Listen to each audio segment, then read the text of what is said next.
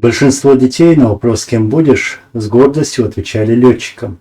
Действительно, бои на виражах, 1 на 1, когда идет обстрел земли орудиями противовоздушной обороны, когда на одного налетает несколько врагов, чтобы все это выдержать, требуется закалка и высокие боевые моральные качества. Для того, чтобы награждать смелое воздушное воинство, должен быть критерий. Таким критерием мужества и доблести стал термин «боевой вылет».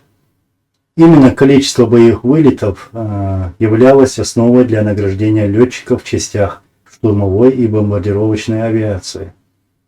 В большинстве воюющих стран боевым вылетом считался любой вылет в зону боевых действий, совершаемый по приказу командования.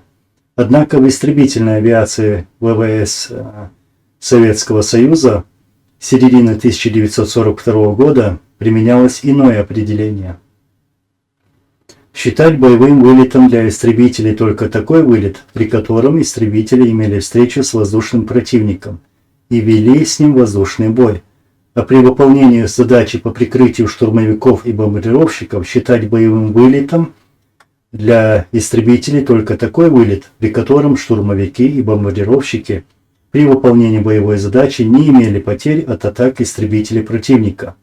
Приказ Народного комиссара обороны под номером 0685 от 9 сентября 1942 года об установлении понятия боевого вылета для истребителей.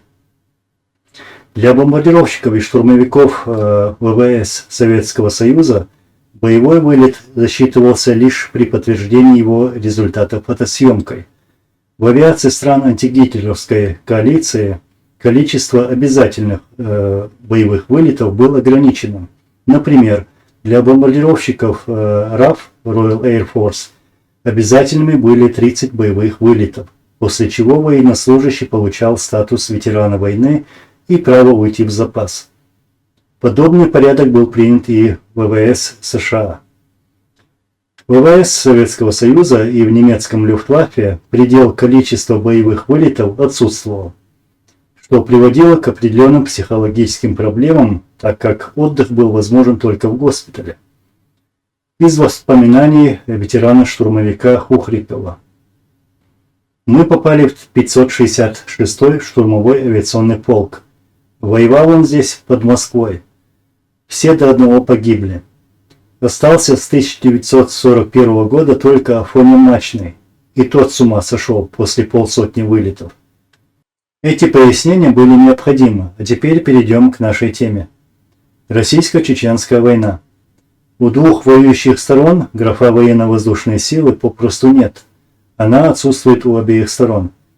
Понятно, почему графа ВВС отсутствует у стороны Ичкерии, так как авиации попросту не было.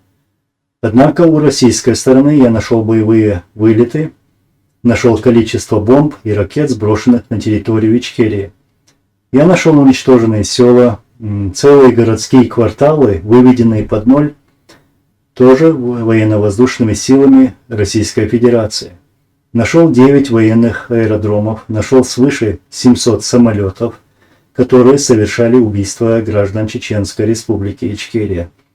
Я нашел десятки тысяч убитых чеченских женщин и детей, тысячами убитых русских бабушек и дедушек, граждан Чеченской Республики Ичкерия.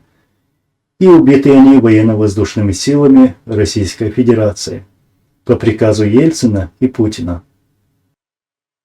Но почему она отсутствует у России? Или почему она обезличена? Это графа военно-воздушные силы. Чтобы скрыть сотни и тысячи терактов против беззащитного гражданского населения Чеченской Республики Ичкерия. Крылатые убийцы России, воздушные террористы России, они убивали мирных жителей в Чеченской Республике Ичкерия, лишенных права на защиту, лишенных права на выбор. Эти люди были обречены. А теперь летчикам-убийцам. Самое главное, что вы об этом знаете, и у вас никогда не возникнет вопроса «за что?», когда настигнет кара Всевышнего.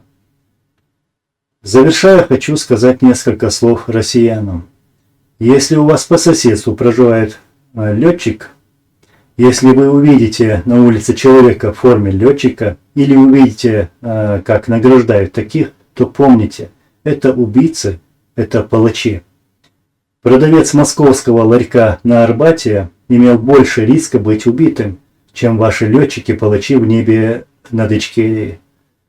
Легко убивать мирных жителей, сидя за штурвалом бомбардировщика, сбрасывать бомбы на населенные пункты, на мирных жителей, чувствуя свою безнаказанность.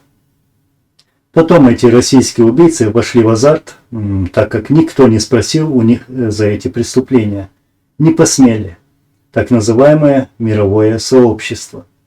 Тем самым позволили продолжать убивать чеченцев, потом в Грузии, затем в Украине, затем сбрасывать бомбы на мирное население в Сирии.